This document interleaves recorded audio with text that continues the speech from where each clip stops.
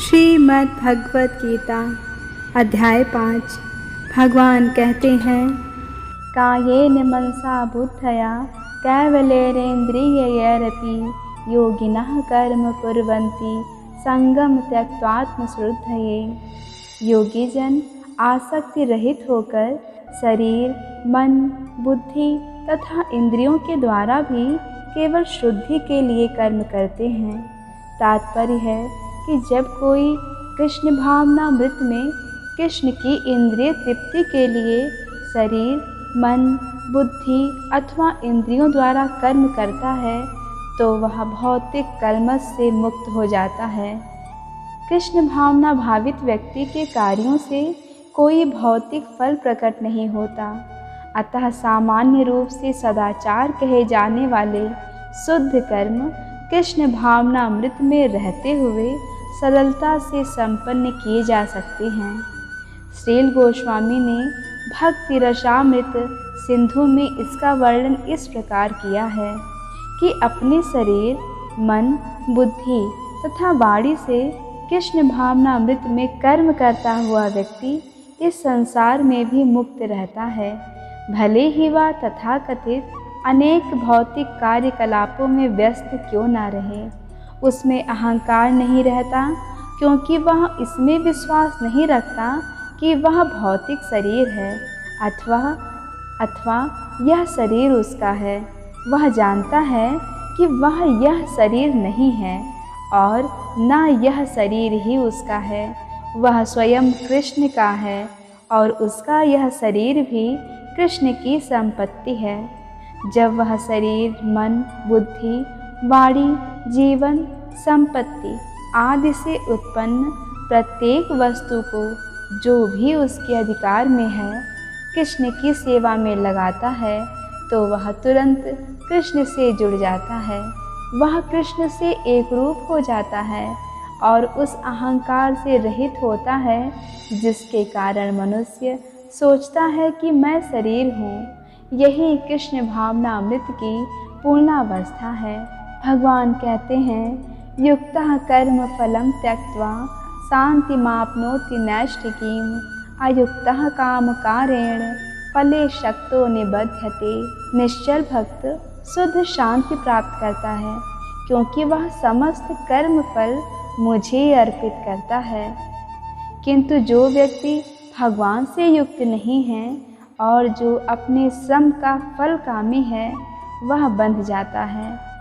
भगवान का तात्पर्य है कि एक कृष्ण भावना भावित व्यक्ति तथा एक देहात्म बुद्धि वाले व्यक्ति में यह अंतर है कि पहला तो कृष्ण के प्रति आसक्त रहता है जबकि दूसरा अपने कर्मों के फल के प्रति आसक्त रहता है।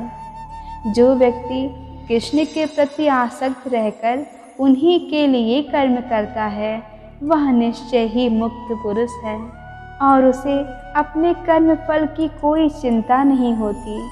भागवत में किसी कर्म के फल की चिंता का कारण परम सत्य के ज्ञान के बिना द्वैत भाव में रहकर कर्म करना बताया गया है।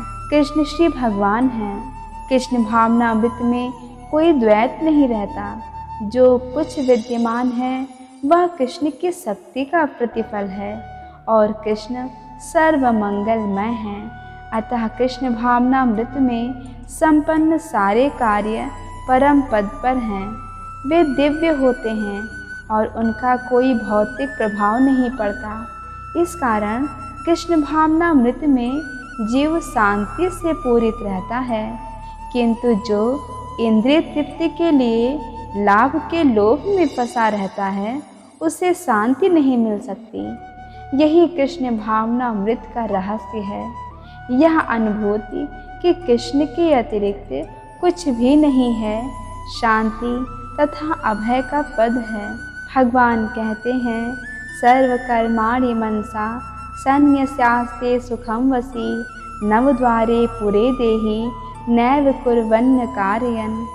जब देहधारी जीवात्मा अपनी प्रकृति को वश में कर लेता है और मन से समस्त कर्मों का परित्याग कर देता है तब वह 9 द्वारों वाले नगर में बिना कुछ किए कराए सुखपूर्वक रहता है।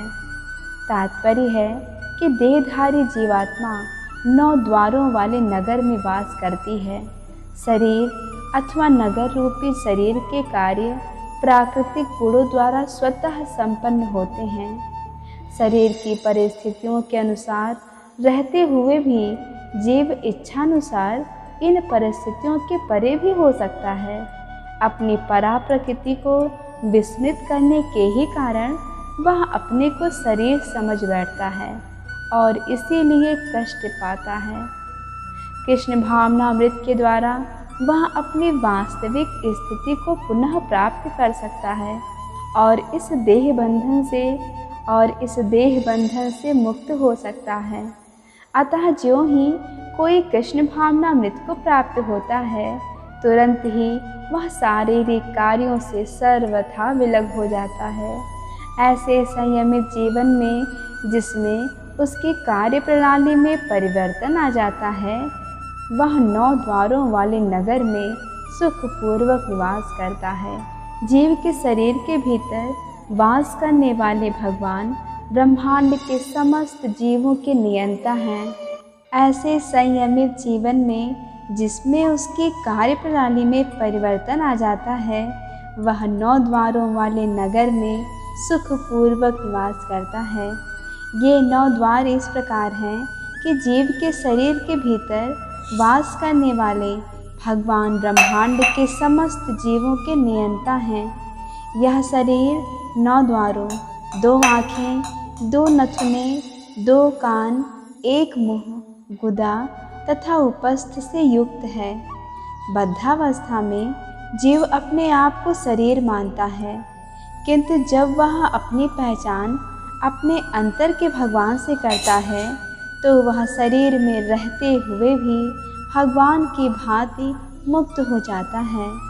अतः कृष्ण भावना भावित व्यक्ति शरीर के बाह्य तथा आंतरिक दोनों कर्मों से युक्त रहता है।